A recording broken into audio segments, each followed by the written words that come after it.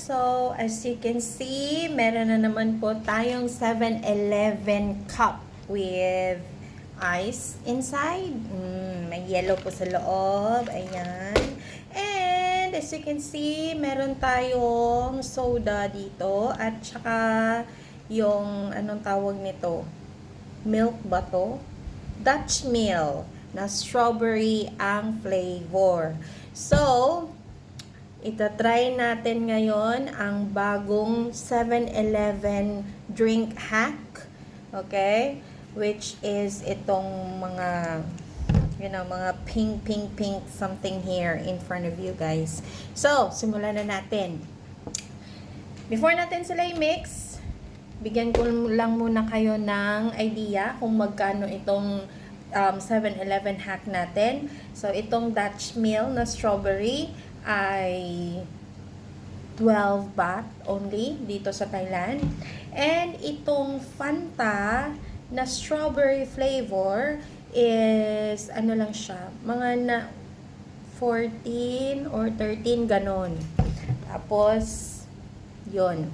Ito, nasa 9 baht. So, overall guys, napakamura lang. Kaysa naman bumili tayo doon sa mga coffee shop, di ba? So, ano pang inaantay natin? Try na natin, guys.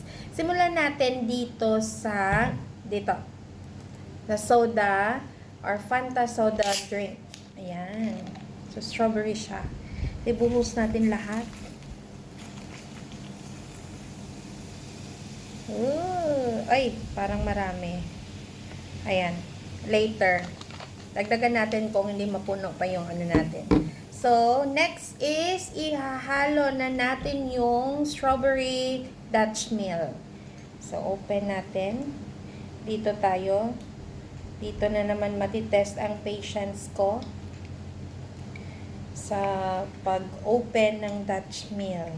So, mura lang talaga ang Dutch Mill dito, guys. Ayan. So, ito na siya. So, ito, nabuksan na natin ang Dutch Mill. So, ihalo na natin dito sa strawberry soda natin. Ay, I love the color.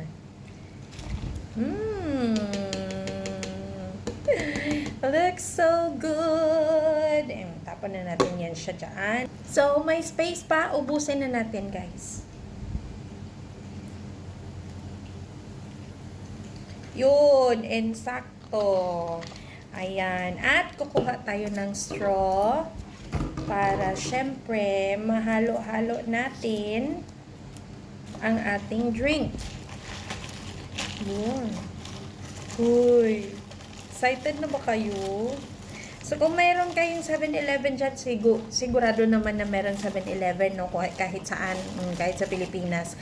Hanap na lang kayo ng ibang brand. Tapos, same na mga flavor. Yan. Sa soda, dapat strawberry. Sa Dutch Mill, dapat strawberry din. So, tingnan natin. Tikman natin! In 3, 2, 1, go. Damihan pa na.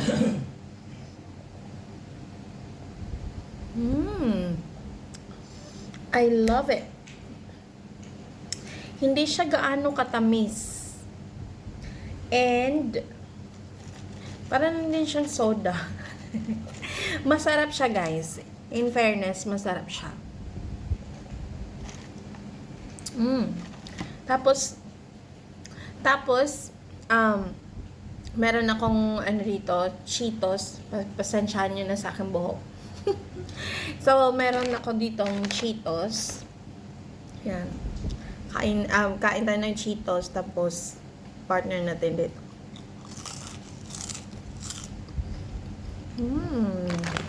Isa pa.